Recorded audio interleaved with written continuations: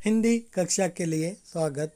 च कक्षा हिंदी पाठ में अब हम हिंदी व्याकरण में मुहावरे और लोकोक्तियाँ के बारे में जानेंगे। Welcome to Hindi class 6 standard Hindi grammar. मुहावरे और लोकोक्तियाँ, इडियम्स एंड फ्रेजेस। पहले हम देखते हैं कि मुहावरे क्या होते हैं। ऐसे वाक्यांश जो अपने सामान्य अर्थ के स्थान पर विशेष अर्थ प्रकट करते हैं मुहावरा कहलाते हैं। मुहावरा बोलेगा तो वह एक वाक्यांश है। वाक्यांश का मतलब है वन टाइप ऑफ सेंटेंस जो सामान्य अर्थ के स्थान पर विशेष अर्थ प्रकट करते हैं। मुहावरा बोलेगा तो सामान्य अर्थ के स्थान पर वह विशेष अर्थ प्रकट करते हैं, उसको मुहावरा कहलाते हैं। Those sentence is instead of giving common meaning but it gives special meaning, it is called it as the मुहावरा। जैसे दांत काटी रोटी, एक मुहावरा का उदाहरण है दांत काटी रोटी। इसका अर्थ है गहरी मित्रता, डीप फ्रेंडशिप। दांत काटी रोटी एक मुहावरा है, इसका अर्थ है गहरी मित्रता, डीप फ्रेंडशिप। ऐसे ही हम देखते हैं कि वाक्य में प्रयोग, गहरी मित्रता, दांत काटी रोटी को वाक्य में प्रयोग करेगा तो साक्षी और नीलम में दांत काटी रोटी है। एक वाक्य है दांत काटी रोटी मुहावरे के लिए। साक्षी और नीलम में दांत काटी रोटी है। Sakshi and Neelam they are deep friends और बेस्ट फ्रेंड्स। उसके लिए हमने एक वाक्य बताया है और उसके लिए एक मुहावरा है दांत काटी रोटी। अगले उदाहरण है टोपी उछालना। यह भी एक दूसरा मुहावरा है। इसका अर्थ है अपमानित करना।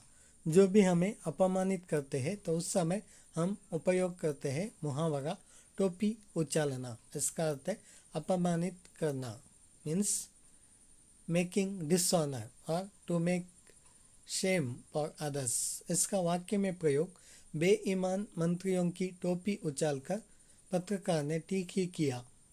बेईमान मंत्रियों की टोपी उछालकर पत्रकार ने ठीक किया। One sentence for this. One journalist और news reporter, he just made shame for the minister. That minister was not honored, dishonored or not honest minister. So that we use the मुहावरा टोपी उछालकर। टोपी उछालकर मीन्स अपमानित करना, to make shame for others.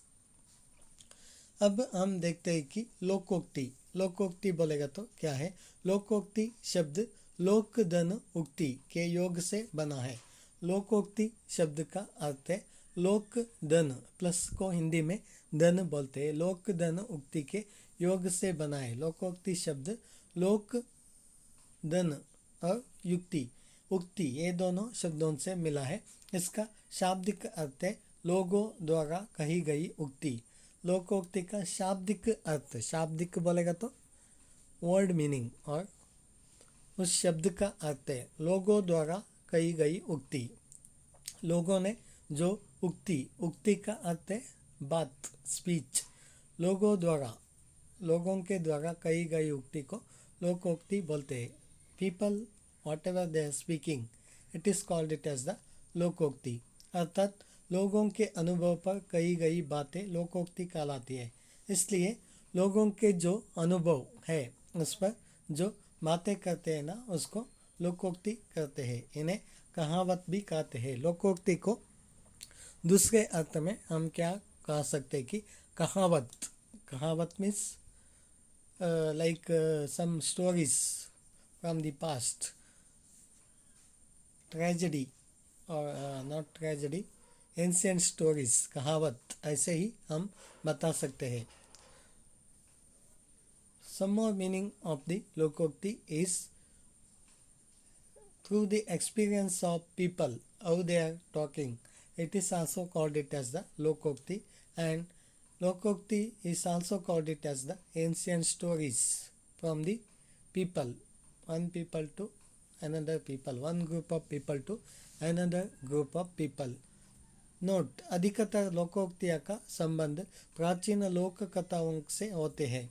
हम ध्यान देने वाला बात यह है कि ज़्यादा से लोकोक्तियों का संबंध प्राचीन लोक कथाओं से, जो एंशियंट स्टोरीज होते हैं ना, उसके साथ इनका संबंध होते हैं। जैसे न नौ मन तेल होगा न राधा नाचेगी, यह एक लोकोक्ति है।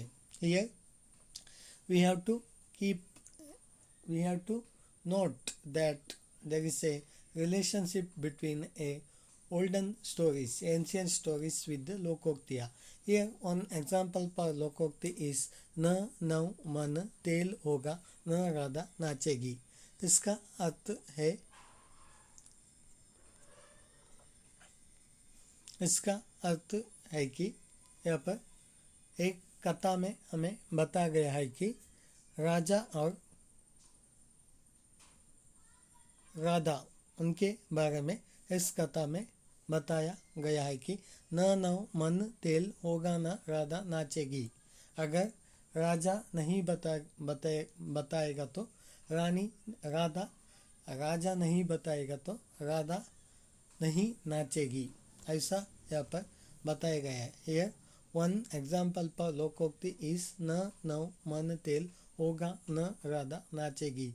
The meaning of this sentence is, if king did not say means Radha, she also will not dance. धन्यवाद।